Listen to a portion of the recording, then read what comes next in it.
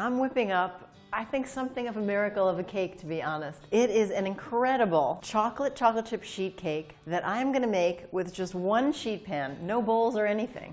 So wait till you see this. It's fabulous, and it's from my new book, Hole in One. So literally, for this cake, you just take all the ingredients and mix it on one sheet pan. And then you bake it in a sheet pan, and it comes out to be a big, beautiful cake. And this is really a cake to feed a crowd. I'm starting off with 2 cups of whole wheat pastry flour. It's one of my favorite ingredients, really, because it's whole grain, completely whole grain flour that's extra tender. It's an extra tender variety. And then 1 cup of a regular all-purpose flour. Then a cup of sugar. Now, I have to say, I do not often use regular white sugar, but this is dessert. And throughout Hole in One, I really hardly use any added sweeteners at all. I do have a dessert chapter, and it's mostly really fruit-driven. But once in a while, it's fine to have some sugar.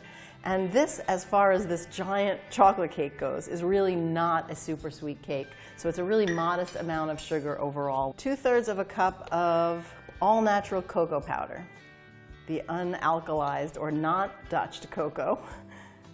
Has more antioxidants, so I usually go with that one. A couple of teaspoons of baking soda and a teaspoon of salt. And then I'm just gonna whisk that right on the pan, because we have plenty of room on this pan. Once you get all the dry ingredients together, you make a well in the dry ingredients, and you pour the oil into the well. It's a neutral flavored oil. It could be canola, it could be grapeseed oil, then a little vanilla extract. And that actually brings out the chocolatey flavor, a little vanilla there. And then the other part of this that's really kind of cool is that you put water over the flour. But first you put a couple of tablespoons of cider vinegar into the water.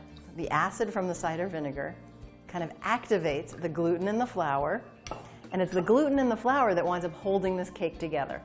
And sprinkling it over the flour hydrates it, gets the gluten going, and the acid also acts to start leavening.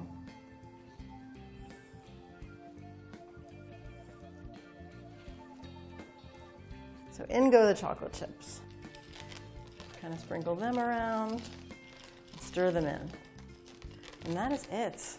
And then it goes in the oven about 20 minutes. So this is how it looks. It bakes for 20 minutes, and then just let it cool. And then, you know what, you can really, this is like a blank canvas. I just like to garnish it simply with some powdered sugar, sprinkled right on there. Oh, it's so lovely.